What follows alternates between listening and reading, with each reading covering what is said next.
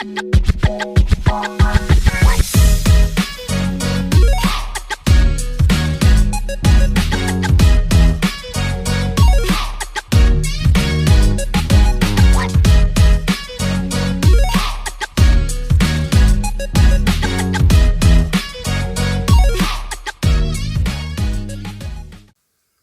everyone, welcome back. So this is the movies, coffee and a chat video where I go through basically everything I have, not everything, I go through the highlights, I like to think of it as, of all the things I've watched basically since doing the last video of these. So there's a whole playlist, there's a few playlists on the channel. If anyone wants to go check them out, feel free.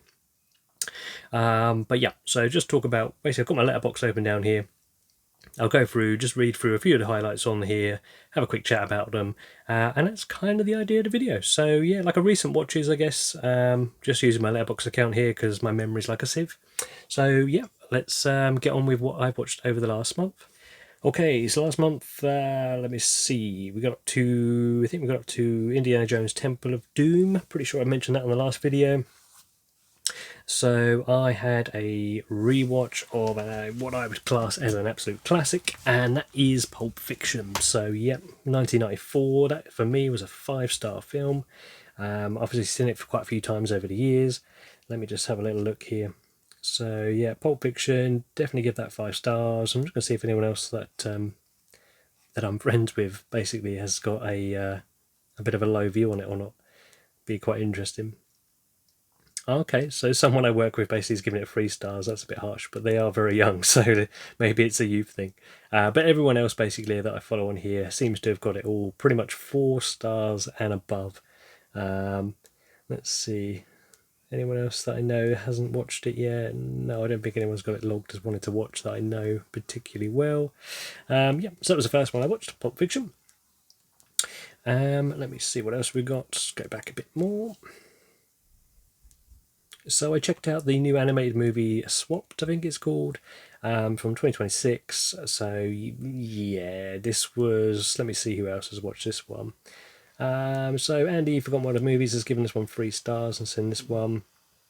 Ellery as well, Ellery's Film Discussions logged this one but not rated it, I don't think. So only a couple of people logged this one.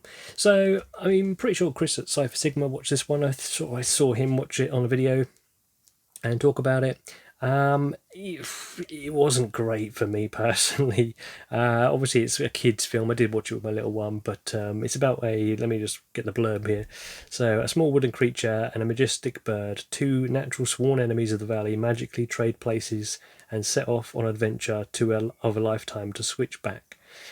That's the kind of idea. So it's like a body swap up movie, but with animated mystical not even mystical really, they're just kind of like made up creatures, which is one of the first kind of like things I didn't really enjoy about the film, is the fact that they didn't use real creatures, they just made up creatures. I mean, why? There's plenty of real creatures.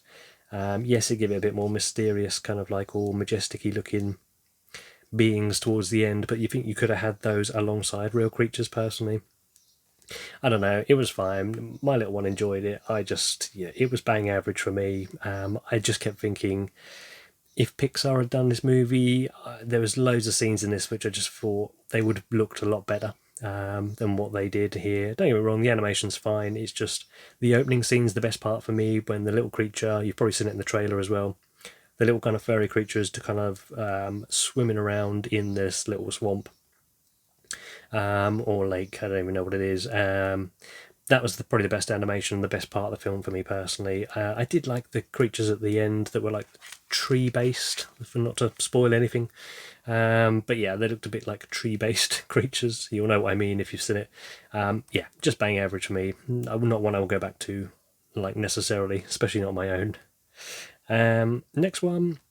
Now I had a long overdue rewatch of the movie from 1999 called Stigmata. So yeah, really, I remember having this one on DVD back in the day and enjoying it. I remember there was a girl in this. Who's the main star of this one? Everyone's shouting at the screen.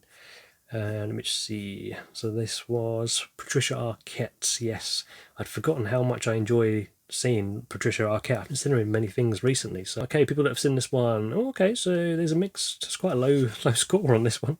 My pal JT, over JT at the Movies, great guy on YouTube. He's given this one 3 stars, not too far away from my one. What else we got here? A few people that I follow, but I don't think they have channels.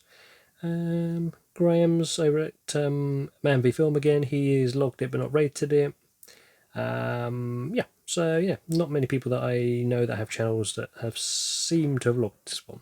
Now I give this one 3.5 out of 5 because I had a really good time with it. And now some of that will be probably nostalgia based because, like I say, I used to watch this one when I was younger and had it on DVD. It was the time where you only had a collection of 20 or 30 movies maybe, and that was one of them, so that's why I had so much rewatch for me back in the day. But yeah, Stigmata, let's just give you the rough outline of what goes on in that film. A young woman with no strong religious beliefs, Frankie Page, begins having strange and violent experiences, showing signs of the wounds that Jesus received when crucified. When the Vatican gets word of Frankie's situation, a high-ranking cardinal requests that the Reverend Andrew Kieran investigates her case. He soon realizes that the very sinister forces are at work and tries to rescue Frankie from the entity that is plaguing her. So yeah, one of these like 90s supernatural horror movies basically. I had a pretty good time with it, so see what you think if you've seen that one, but let me know down below. Yeah, had a good time rewatching that. Another rewatch here. It was getting hot on in some of these evenings, so it just felt right in terms of timing to give another rewatch of The Burning 2 from 1981. Again, I'm pretty sure a lot of people would know this one. There's a lot of people ranking this one here. So we got who we got here? Sammy G's 4 stars, Bumper 4 stars. Got 22 people have watched this one. I might not do everyone, so there might be a lot of people to go back to. Marcus, X-File 2708, it's another 4 stars. Yeah, loads and loads of people. I'll be here all day if I name all the people that have seen this one. So popular one, everyone seems to know that one, obviously. For me, it could just be set in the same universe as the Friday the 13th movies. It's just got that same feeling, same vibe, same setting, at a school, summer camp sort of thing. Sorry, not a school camp, a summer camp with this killer on the loose.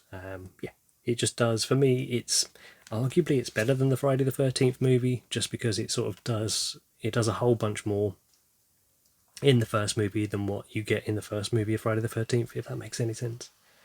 Then I watched a title off the shelf here that was sitting on my watch pile, and that was called Caged Heat from 1974. So this is like an exploitation movie basically. I picked this up on a deal ages ago, just never got to it. A few people listening to this one that I follow. You got Marcus, X-File 2708 again, 3 stars. Graham at Man v Film, 3.5 stars, which is the same rating as me. So yeah, I'll be honest, I watched to put this on and I wasn't expecting great things, to be honest. These are kind of like exploitation movies. They're never normally that amazing. They're just kind of like, they're fine, they're okay. Now, I'm just going to see. Now, the director of this one, this is what surprised me, because not far into the movie, I started thinking this is actually really well directed, and it's actually a lot better than I expected it to be going in. So I looked up the director, and it's the director of Silence of the Lambs. So, yep, Hannibal Lecter. Philadelphia. Something Wild. Let me see. There's a whole bunch of movies, basically. So yeah, you can kind of tell from that you are in safer hands than what arguably you would be normally with a lot of these older exploitation movies, from my experience anyway. So yeah, that one I did enjoy, 3.5 stars. It's a women in prison type movie. It's not completely set in prison, like there is bits of it out of prison as well. But yeah, surprisingly good I found that one to be. So that was Caged Heat, 1974. Okay, so that one I talked about on the channel. Okay, so I watched a film called Crazy. So now the reason I did this, there's a guy, I spoke about it recently, and one of my favourite films, like music biopics, is the Walk the Line movie with Joaquin Phoenix and Reese Witherspoon. Now, if you know that film and you've seen that film, you'll know that the guy in there who plays Jerry Lee Lewis. Now, I really like that guy as Jerry Lee Lewis in that film. I think the actor looks, he does a really good job at playing that part.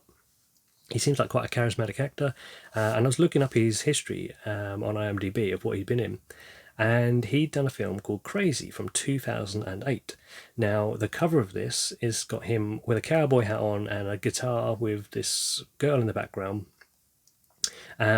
So, you know, it's early-ish 2000s. It's based on a guitar playing guy. It looked like it could be up my street based on what I'd liked from Walk the Line. Go set back on those sort of like older times there where you've got rock and roll coming into fruition. So I was just about to read my review. So I did review this on Letterboxd. If you want to check it out, go look on Letterboxd. I won't read my own review.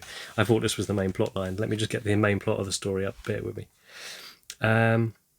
Okay, so everyone wanted him, no one could control him. That's the tagline here for under IMDb. Crazy is a story of a legendary guitar player who emerged from Nashville in the 1950s. Blessed with incomparable natural talent, Hank Garland quickly established his reputation as the finest sessions player in Nashville. Okay, so I'll be honest, I knew nothing about Hank Garland going into this film, but I don't think it particularly mattered to me. It was an interest. I like the whole premise of this type of film, where you go back and you look at the 1950s, especially that type of music, and you follow a character through. Now, let me see. It did get quite highly rated, I think, overall. When you look at things like IMDb, it was getting quite a good rating.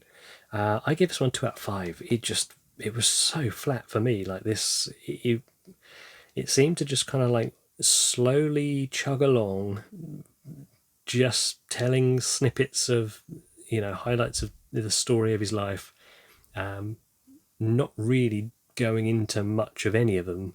I think the only highlight for me really was he ended up standing up for his bass player, who was a black guy, and back in the 50s, you know, that was kind of quite a thing to do, is to stand up for, you know, black people. And that really kind of like, that was good. I enjoyed when he was doing that. I thought, okay, he's got something about him. He's going to be standing up for his bass player. Good for him. He did that a couple of times. And he, like when he brought his bass player home to spend the night on his couch, I think it was, his wife basically was kicking off about it, and he just told her, you know, it's his house. I don't care what you think. And I was like, okay, that's really good. I enjoyed that. That was fun to see. Like, he wasn't scared of like going against the grain. So good for him. Other than that, that was the only thing I really got out of this film. So I definitely won't be going back to it. Yeah, even the main guy, like, he was fine in it, but he was so much better in Walk the Line. Okay, next film. This one was another rewatch of Big Lebowski. So 1998's the Coen Brothers movie Big Lebowski. I gave this one 4.5 stars. The Dude. I know Sammy G talks about this one quite a bit, so yeah, he's definitely given this one 5 stars. So he likes it even more than me by a touch. Who else we got here? Mike said Axeman, 4 stars. Marcus, X-File. Oh no, is that Marcus? No, this is a different Marcus. It's not X-File 2708. He gave it 4 stars. Let me see who else we got. So 22 watched. So again, this is one that's watched by a lot of people, obviously. Let's see here. So 3.5 by Darren, my buddy Darren over at Darren Loves Movies. So yeah, you got Jordan, Movie Worm, Movie Squirm, 4 stars. Roy's 4 stars. Jodie's 4 stars. So many people. Again, I can't go through them all, but everyone's pretty much between 4 and 5 stars. So yeah, I don't need to tell many people much about this one. Just a really good, fun story. I was thinking watching it, you know, could you do a movie this good, this entertaining today about a guy who basically just has his rug peed on? Probably not. not to this caliber, surely. Yeah, just the performance in here from John Goodman, Steve Buscemi, and obviously you got the Dude, you got Jeff Bridges. Yeah, everything works in this movie for me. I really enjoy it. So let's move on from that one, as everyone seems to have seen that one. Now, another one I picked off the shelf here just to give a watch to was, actually this is based off of the back of another video. I don't know which order these videos are coming out, so I was doing a video going through my whole watch pile collection, and I pulled this title out thinking the cover looked really interesting, I'm going to give it a watch. So this was the Baytown Outlaws from 2012. So this one here is essentially, I think it describes itself as a Tarantino-esque type movie. I don't know if I'd go quite that far. So let me just get the plot up here. So when three redneck brothers agree to help a woman save her son from an abusive father, they become targets on the run from an odd cast of characters. So yeah, so the only person in my friends list that's watched this one is Graham over at Man v Film, who has given it 2.5 stars. And I'm not far away with that one with 3 stars. It was better than I actually expected it to be. I expected low budget B movie kind of like trash, and it's kind of what it is, but I do kind of like that, so that's probably why I give it a little bit more than Graham. Yeah, it could be in the same universe as Machete is what I put in my review, which I stand by. So if you've seen the Machete films and you like those kind of over the top, quite heavily stylized movies, not serious really, particularly in any way, then it could be in the same universe. I'm not saying it's necessarily as fun or as good as those movies. It could have been a movie that was part of that same universe. But yeah, it did have more to it than I first gave it credit for. You've got these basically three brothers who are they're kind of outlaws, if you like. They're kind of guys that go around and take out people. Yeah, fun enough. If you like those type of films, like B movie, Machete type movies, and you want to see something that's like that with that plot, that's worth checking out. But yeah, Baytown Outlaws. Okay, so I watched. Now I haven't watched it back in a long time, but I remember being quite a fan of Toby Hooper's Crocodile, which I think is mostly shunned upon by everyone. But I had never seen Crocodile 2 Death Roll, so I decided to give that a watch the other night. I was in the mood for these kind of like swamp crocodile based movies, and I had never seen it, so I thought I'm going to give it a go, right in the mood for it. It was bad. It was pretty bad. I give it 2 stars. So from 2002, after a bank robbery, 4 criminals escape to Mexico, but a storm causes an accident which takes down the plane, where several die in the crash. The criminals take it into their own hands to continue when one survivor is attacked and eaten by a crocodile. The criminals kill it, but from then on, the mother crocodile is on a killing spree, with a goal to kill each survivor. But that is not the only worry, because they are trapped within its world. And if it doesn't kill them, the criminals will. So, yeah, this one was bad. I can't defend this one. There was very little crocodile in it, I would say, and it was that early stage of, very early 2000s, late 90s, where CGI hadn't really perfected itself, shall we say. So every scene you could tell was CGI, you could tell, and any practical one, very little practical effects in here, you could tell. It was easy to distinguish between the two. I don't think anyone I know would have ever tried to watch this one, so no one has. The only person who might get a small kick out of this one, my good pal Hills from Hills on the Hunt, so shout out to Hills channel. I know he likes these kind of like lower budget movies like I do. Yeah, you might get something out of it, mate, so worth looking into, maybe see if it's up to your street. I personally preferred the first one to this one by quite a margin.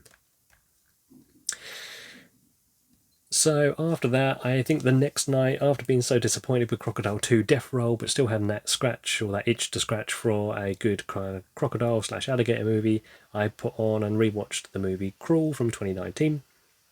So I'm guessing quite a few people, 27 people have watched this one. Okay, so yeah, most people would have known or seen this one. Yeah, mixed ratings here, which is interesting. Everything from 2-star to 4-star. So Hills, weirdly, speaking of Hills, his first one comes up here as 4-star rating for Cruel. Ollie loves film, 2-star. Yeah, so, mixed bag on this one. And I must admit, I don't remember being quite on board with all the hype that I heard for this film when it first came out. I think maybe overhype got this one for me. I give this one 3 stars. I think it's fine. I don't go back to it a lot. I don't plan on going back to it a lot, but there's enough in it to go back to. Does that make sense?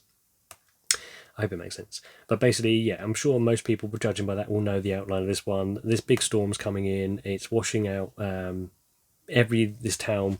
This girl basically who's a swimmer, who's trying to get like some sort of like special. She's competing in swimming basically. She's a really good swimmer. She goes back to try and find her dad, who's gone missing. Essentially, she can't track down where he is, where the storm's rolling in. She goes against the kind of like whole grain of the town that's evacuating. Goes back in, tries to search for her dad. He's in a basement. trapped down there with, surprisingly, a crocodile or alligator. I'm not sure which one. Anyway, that's kind of the idea of the story. I won't spoil any more than that. If you like your creature features, it's worth a go, but yeah, not one I'll scream and shout about. Okay, so my best watch of the month, I would say, and my most surprising watch of the month was a rewatch. And this is a movie from 2004 called My Summer of Love. Now, I saw this one back in my teen years when I was obviously quite young. And I vaguely remember seeing it, and I think it was Emily Blunt was in it. I didn't really know her that much then, I just remember she was in it.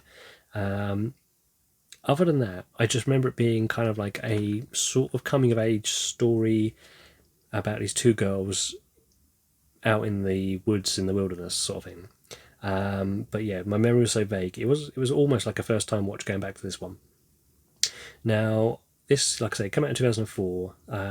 It was set in the Yorkshire countryside, where a working class tomboy, Mona, meets an exotic, pampered Tamsin, played by Emily Blunt. To seal their friendship, Mona introduces Tamsin to her born-again Christian brother, which is played by Paddy Considine.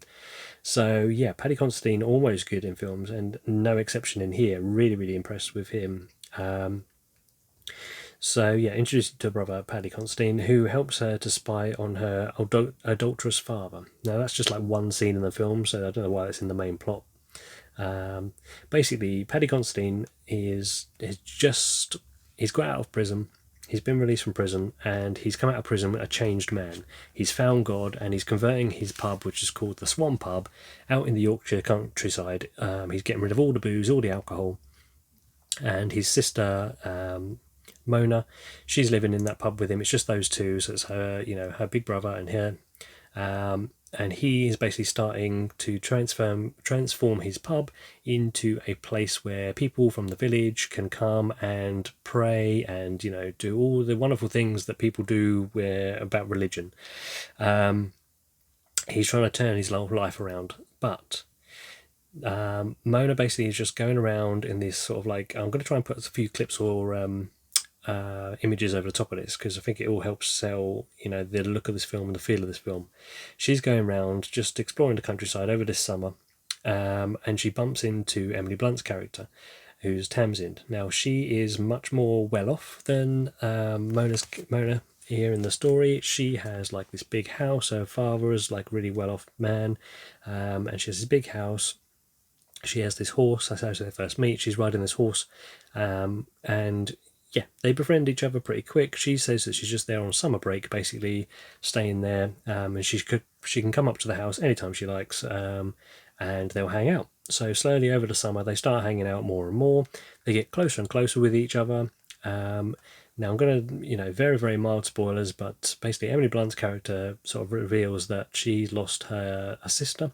So you kind of like start to think, okay, she's probably, obviously, with the loss of her sister, she's obviously looking for a friend for the summer, but she's probably also maybe missing that kind of like sisterly bond that she used to have. So it kind of makes sense as to what's going on. So you've kind of got two parallel storylines. You've got their friendship and relationship growing on one storyline, and then you've got another sort of sub-storyline of Paddy Considine changing his life around and basically getting the whole village to try and find Jesus and a better way of life. He's basically building this massive cross that he wants to put up and put up above the whole village to help show people there is ways to the light, and it also almost comes across a little bit like Midsummer-esque the way he's doing it, and a little bit kind of cult, a little bit Wicker Man type thing. That's all going on the one hand, and on the other hand, his sister is hanging out with Tamsin on this kind of like much more well-off kind of type life, and having a good time, just relaxing in the summer and getting to know each other.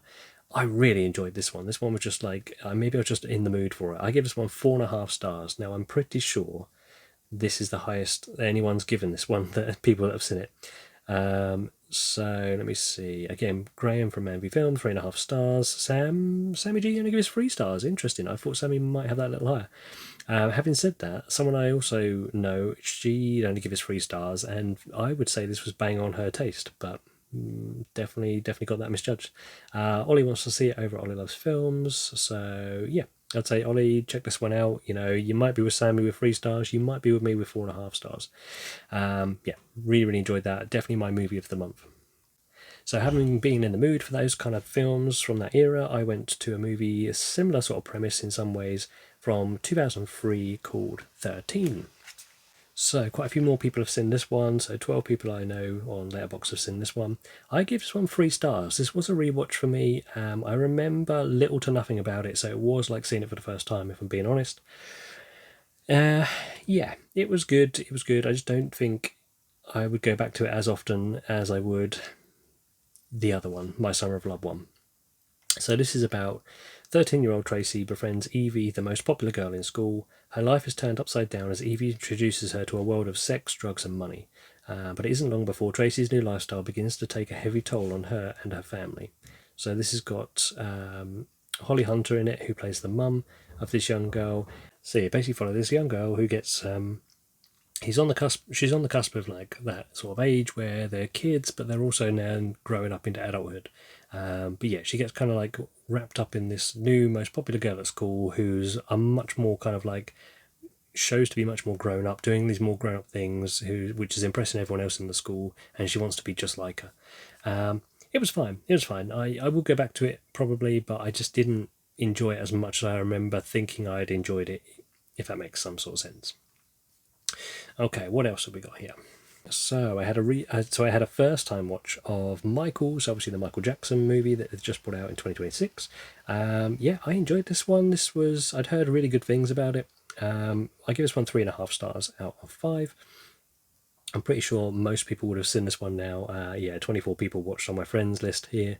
But yeah, obviously follows the life of Michael Jackson. I enjoyed the music numbers in this. Obviously, it's hard not to sort of like start tapping your toe to a Michael Jackson song. I think the cast here was brilliant. Like his dad, obviously, I love the guy who plays his dad. I think I first saw him in, was it like the spin off to Walking Dead? Can't think what it's called now. Pretty sure it was that one, but yeah, he played a guy in there, and his voice is just so distinctive for me, and I really enjoy him listening to his voice in this.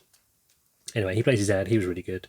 Obviously, you've got the relative of Michael, the real relative of Michael Jackson, playing Michael Jackson, who again was really, really good. Like everyone said, you can mistake him for Michael Jackson in quite a few scenes. He's so close to the mark on it. Yeah, really good story. Just him getting up to the point where he released Bad, I think it was. I think if I'm being hypercritical, like what I didn't enjoy was I did not enjoy Bubbles when he turned up, the monkey. That's not the monkey himself, just the CGI part. He just stood out like a sore thumb and took me right out of the film personally. As soon as you see him step out of the van, you just watch this CGI monkey. It doesn't move like a real monkey. It's just moves like a CGI monkey. It looks like a CGI monkey. They did it in broad, bright daylight, which is like a big no-no for like iffy CG. You want to just like cover that thing in shadow and shade, basically, to try and blend it a bit better. But no, that took me out. I just kind of like couldn't stand that. There's quite a few CG animals in here. Some work better than others. Bubbles did not work for me at all. It doesn't look bad. It just stands out as being CG to me. Yeah, so that kind of took me out of the film a bit. And the other thing I like probably would have changed slightly would be the end, where he's kind of like he does something fairly big at the end of the movie in his sort of like life. And it sort of like then goes to him listening to the first few chords or first few beats of Bad, sorry, and yeah, you kind of like you got the shot of him just basically like over the back of his, you got a shot of him over his back looking at his head and shoulders, and you hear the beat kind of start kicking in for Bad. And I personally probably would have just cut the film there if you want to do a sequel, because it's kind of like, it was symbolizing something in terms of the storyline for the plot, and it just sort of like got you started to get everyone going. You could hear it was about to kick in, and he kind of like turns and looks slightly at the camera just over his shoulder. I would have personally cut it there. They chose to then take the whole thing out onto the stage, do the whole Bad song, which, well, that was good, but yeah, I think it would have landed a little bit better for me if they'd have cut there. It would have made me want to go straight into the next film, but that's just a personal thing. And then so that was Michael. Yeah, 3.5 stars. Enjoyed it. I'd watch it again. And then I pulled out a film which has been on my shelf for absolutely years, and I've avoided watching it because I've just assumed it's going to be terrible. I think I picked it up in a box set as the trilogy box set, mainly to get the first one. So, but I did watch a video, and I really apologise. I can't remember whose video it was. Someone did a video I watched, and it was based on this film. I can't think who it was now. But anyway, they did a really good job, and I didn't realise or had forgotten that this movie was a prequel. So the movie is From Dusk Till Dawn 3, The Hangman's Daughter. So from 1999. Now, I've seen From Dusk Till Dawn quite a few times, but I haven't seen it in a long, long time. So I decided I was going to have a watch of the number 3 first, because it was a prequel. So I'd watch it in chronological order, essentially. Now, I give this one 3 stars. Now, I've said before, I'm not a massive fan of westerns. It starts off as a western, and this one follows this kind of like hot gunslinger outlaw who's on his kind of like literally going to be hung at the start of the film. Very mild spoiler to say, he escapes being hung within the first sort of 5 minutes, and then is on the run. They then eventually end up in the famous bar from the first From Dusk Till Dawn, as it's in its very early stages. And obviously, as an audience, we kind of get an idea of what's about to happen to these kind of like Western characters. That he builds up a few more people along the way. These people congregate and start to get to this bar. Now, I would say, who's seen this one? So Mike, Cinema Man, 1 star. Oh, Mike. And then you got Andy, forgotten what a movie's, 2.5 stars. So those chaps over there, so the Liverpool lads, they did not enjoy this as much as me. Now, I must admit, the first hour of an hour and a half film was pretty. It was a bit of a chore. It was a bit of a chore. Now, that could be because I don't like westerns very much. But what I would say is, once you get into the bar, there is just creature feature B movie, gory craziness for a good 15-20 minutes, I would say, almost non-stop, which I was absolutely lapping up and enjoying. So Bryn, I don't know if you've seen this one, pal, over at Horror Hands. Again, for that last 20 minutes, 30 minutes of the film, I'd say you might be all over that part of the film. I can't guarantee the rest of it. Let me know if you sit it down below, pal, if you're watching. But yeah, I enjoyed that bit enough to give it 3 stars. So what I wanted to do after that was I then double billed that with watching the 1996 version From Dusk Till Dawn. Hadn't seen that again in years. Now, this is obviously a much better film, 4 stars overall. So this one was just a great film. I'm sure lots of people, again, 24 people have seen this one. Mike's given this one a 4 star from Cinema Band. So yeah, I give this one 4 stars, like I say. So it's pretty good. You got obviously George Clooney in this one. Who's the other girl I really enjoy in this one whenever she's in a film? I'm terrible with names. Juliette Lewis, that's the one. So yeah, I always enjoy Juliette Lewis in films when I see her, especially around this era of the 90s and that sort of thing. But yeah, Quentin Tarantino, obviously, Harvey Keitel. Everyone knows the story of this, I'm sure.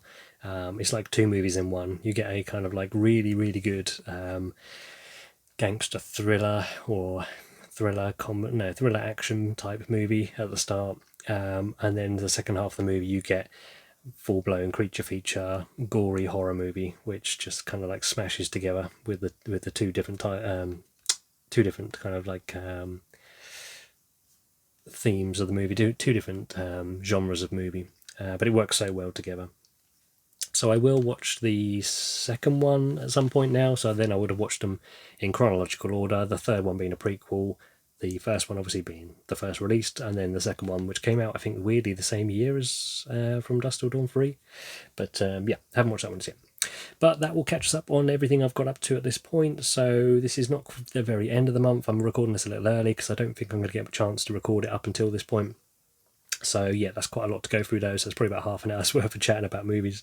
Hope you've enjoyed this, and obviously catch me again next time if you want to hear more of what I've been watching on Letterboxd, and I'll see you again next time. Cheers guys, bye.